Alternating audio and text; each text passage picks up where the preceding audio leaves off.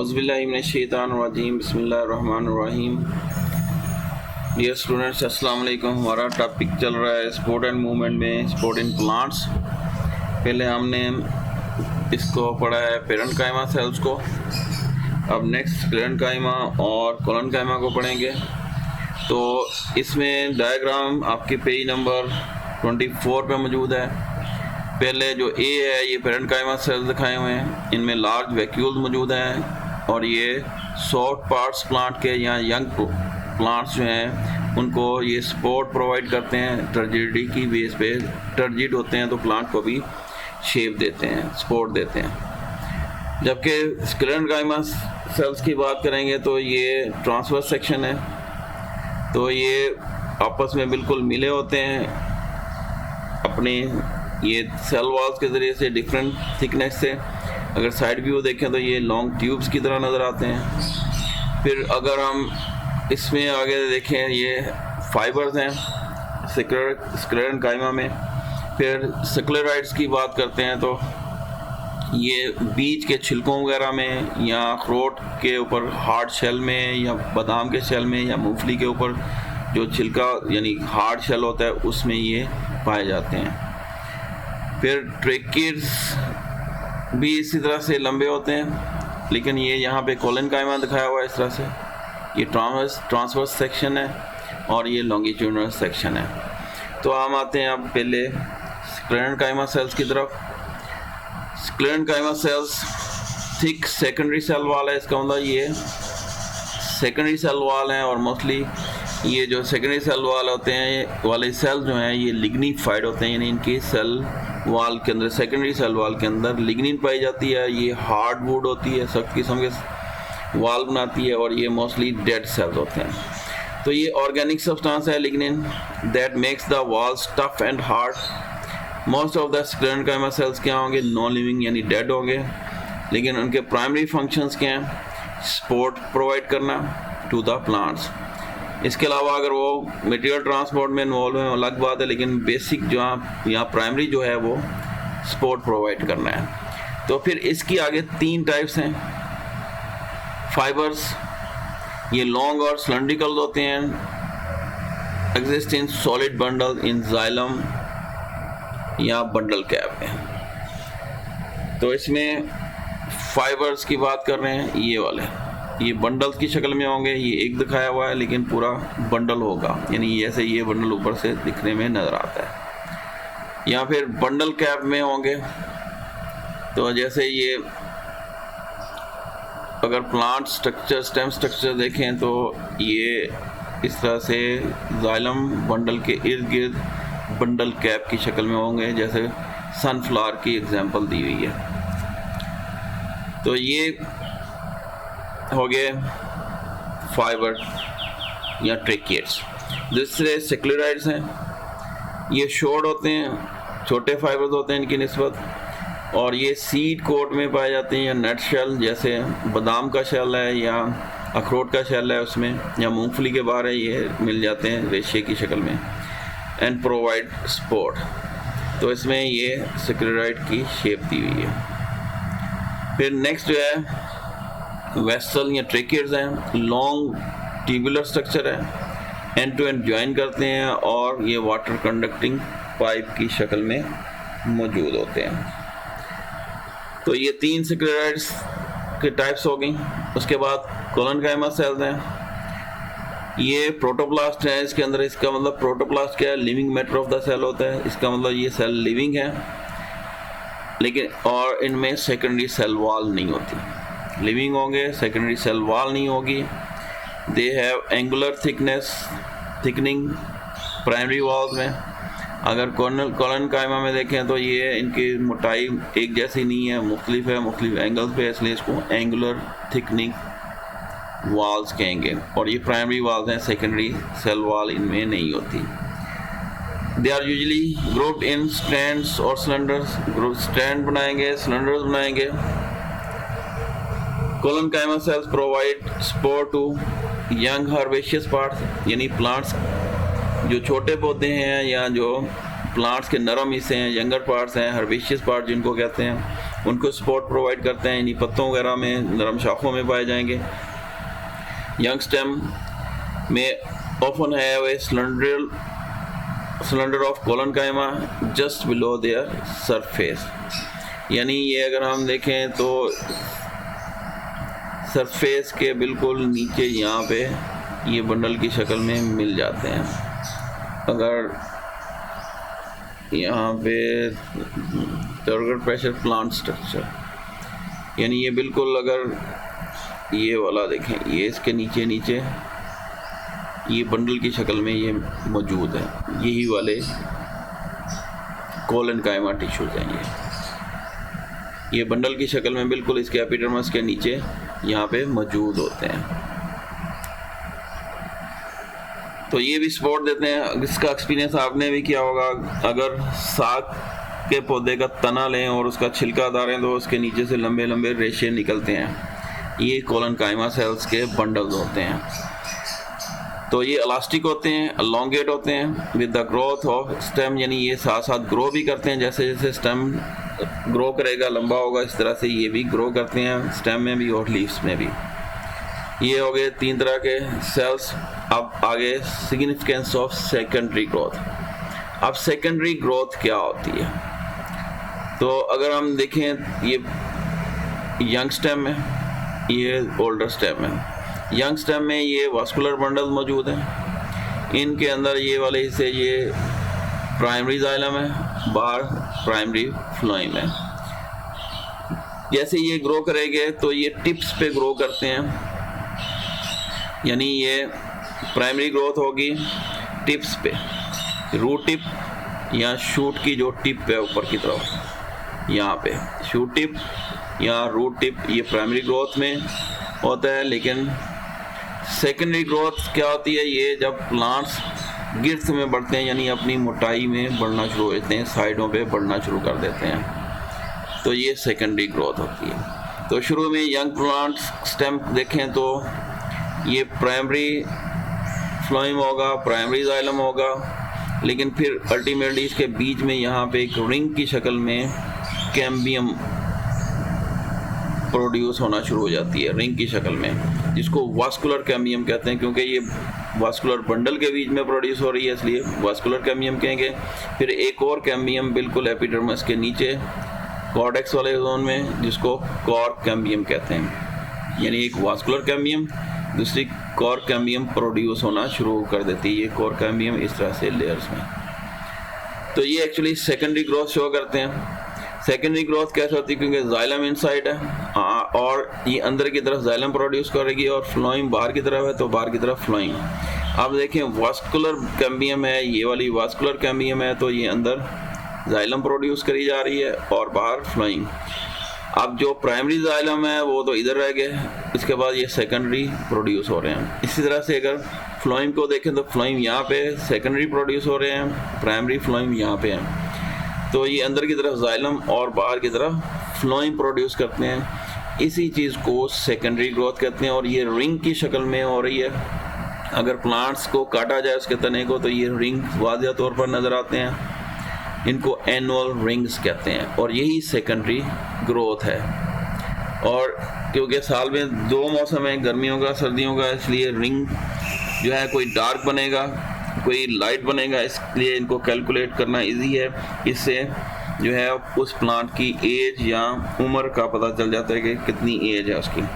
अब significance of secondary growth की बात करते हैं तो ये मोस्ट इम्पोर्टेंट है एज ए लॉन्ग। तो इसके सिग्निफिकेंसेस या इम्पोर्टेंस क्या है? तो पहले स्टेम और root begin to thicken after their apical meristem, यानी जब वो रूट की टिप और शूट की टिप अपनी एक स्पेसिफिक हाइट तक पहुंचती है, जिसको हम एपिकल ग्रोथ कहते हैं या प्राइमरी ग्रोथ कहते हैं, या किसके ज़रिए से हो रही है? एपिकल मेरिस्टम जो रूट टिप पे पाई जाती है। रूट की टिप आगे को ग्रो करेगी, खासतौर पर मेन रूट, इस तरह से शूट टिप, ये प्राइमरी ग्रोथ। जब ये मखसूस ग्रोथ कर लेते हैं तो उसके बाद साइडों पे ये बढ़ना शुरू कर देते हैं, जिसको गिर्स कहते हैं, यानी मोटे होने शुरू हो जाते हैं स्टेम। तो ये प्राइमरी ग्रोथ एम्ब्रियोनिक या प्राइमरी कहलाती है, टिश्यू डेवलप करेगी यानी प्राइमरी जाइलम और फ्लोएम। और फिर प्लांट की गिर्थ यानी उसकी मोटाई बढ़नी शुरू होगी, तो ये वास्कुलर कैम्बियम के ज़रिए से और कॉर्क कैम्बियम के ज़रिए से बढ़ती है। तो दो तरह की कैम्बियम है, वास्कुलर और दूसरी कॉर्क कैम्बियम। तो ये दोनों क्योंकि डिवाइडिंग सेल्स हैं, इनमें एबिलिटी है डिवाइड होने की, ये आगे डिवाइड होते जाते हैं। तो रिजल्ट के तौर पर क्या होता है, जब ये साइड को बढ़ते हैं तो इसको सेकेंडरी ग्रोथ कहते हैं। और ये वुडी पेरिनियल प्लांट्स में पाए जाते हैं, यानी लकड़ी वाले पौधों में। पेरिनियल्स तो प्लांट्स तीन तरह के होते हैं, एनुअल, बाइएनियल और पेरिनियल। एनुअल यानी एक सीजन वाले पौधे जैसे पालक साग वगैरह है। बाइएनियल जैसे 2 सीज़न वाले, जैसे गन्ना है, कॉटन है, कपास, ये 2 सीज़न चलती है। पेरिनियल जो इससे ज़्यादा चलते हैं, 2, 5, 7, 8, 10, 20, 25 साल या इससे भी ज़्यादा, इनको पेरिनियल प्लांट्स कहते हैं। इसमें ट्रीज आ जाते हैं, श्रब्स झाड़ीदार पौधे आ जाते हैं, और बेलें आ जाती हैं लकड़ी वाली, जिनके तने या बेलें के तने जो है लकड़ी के होते हैं। तो secondary growth occurs due to cell division. कहाँ पे सेल डिवीजन हो रही है, वास्कुलर कैम्बियम में और कॉर्क कैम्बियम में। वास्कुलर कैम्बियम जो जाइलम और फ्लोएम के बीच में है, कॉर्क कैम्बियम जो कॉर्क में मौजूद है, कॉर्टेक्स में मौजूद है। तो ये हो गया इसका तारुफ। फिर आगे वेस्कुलर कैम्बियम की डिस्क्रिप्शन है। तो ये अपीयर होती है सिलेंडर शक्ल में डिवाइडिंग सेल्स में बिटवीन प्राइमरी जाइलम और प्राइमरी फ्लोएम में, यानी ये एक इस तरह से इस रिंग की शक्ल में प्राइमरी जाइलम और फ्लोएम में प्रोड्यूस होती है। फिर इसमें ग्रोथ होना शुरू होगी, यानी सेल डिवाइड होना शुरू हो जाते हैं। Vascular cambium give rise to new tissues, secondary xylem और सेकेंडरी फ्लोएम। सेकेंडरी जाइलम जो है नेक्स्ट टू इनर सरफेस, अंदर की तरफ प्रोड्यूस होते हैं इसके वास्कुलर कैम्बियम के, जबकि फ्लोएम जो है बाहर की तरफ अपीयर होते हैं। यानी ये वास्कुलर कैम्बियम है तो अंदर की तरफ जाइलम प्रोड्यूस कर रही है और बाहर की तरफ फ्लोएम प्रोड्यूस कर रही है। तो इस तरह से ये गिर्थ में इजाफा होगा, सेल इंक्रीज होंगे, तने की मोटाई होगी, ये सेकेंडरी ग्रोथ शो करता है। तो secondary xylem causes most of the increase in stem thickness। Secondary xylem क्योंकि तादाद में ज़्यादा प्रोड्यूस हो रहे हैं फ्लोएम की निस्बत, इसलिए इनकी तादाद ज़्यादा होगी, ये तेज़ी से ग्रो करेंगे फ्लोएम की निस्बत। तो इसका मतलब ये वुड जो है यहाँ पे ये ज़्यादा प्रोड्यूस होगी, यानी ये जाइलम। फ्लोएम क्योंकि ग्रोथ कम हो रही है इसलिए ये कम होंगे, और ये वुडी पार्ट ज़्यादा अपीयर होना शुरू हो जाता है नॉन वुडी पार्ट की निस्बत क्योंकि जाइलम ज़्यादा रैपिडली डिवाइड होते हैं। तो over the years a woody stem gets thicker and thicker. तो लकड़ी जो है तने के अंदर बढ़ती जाती है, थिक होती जाती है। Vascular cambium layer upon layer develop करती रहती है। तो एयर लेयर्स रिंग्स की शक्ल में अपीयर होती हैं, जिनको ग्रोथ रिंग्स कहते हैं। ये ईयर आफ्टर ईयर ये बनती हैं और ये स्टेम्स के अंदर इस तरह से नज़र आती हैं रिंग्स की शक्ल में, जिनको एनुअल रिंग्स कहा जाता है। तो इससे हम किसी भी प्लांट के एज का अंदाज़ा लगा सकते हैं। शर्त यह है कि उस ट्रंक को हमें काटना पड़ेगा। एक काउंट ऑफ, यानी अगर गिनते हैं हम रिंग्स को, trunk indicates the age of a tree at the time it was cut, जब उसको काटा जाता है। In most trees conduction of water. अब फिर नेक्स्ट ये फंक्शंस के रेफरेंस से अगर बात करते हैं तो जो पुराने जाइलम और फ्लोएम होंगे इनका फंक्शन ख़त्म होता जाएगा, जो नए प्रोड्यूस होंगे ये फंक्शनल होंगे।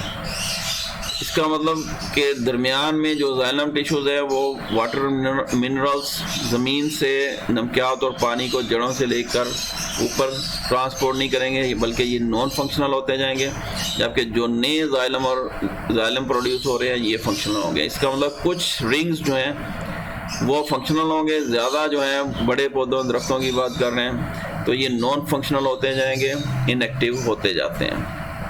तो यही बात यहाँ पे की है। तो most trees conduction of water and dissolved substances by secondary xylem become limited to outer और जंगर पोर्शन। जो नए ताज़ा सेल्स बनते हैं वो कंडक्शन में इन्वॉल्व होंगे, जबकि ओल्डर सेल्स जो होंगे, पुराने सेल्स जो होंगे, वो नॉन फंक्शनल होते जाते हैं।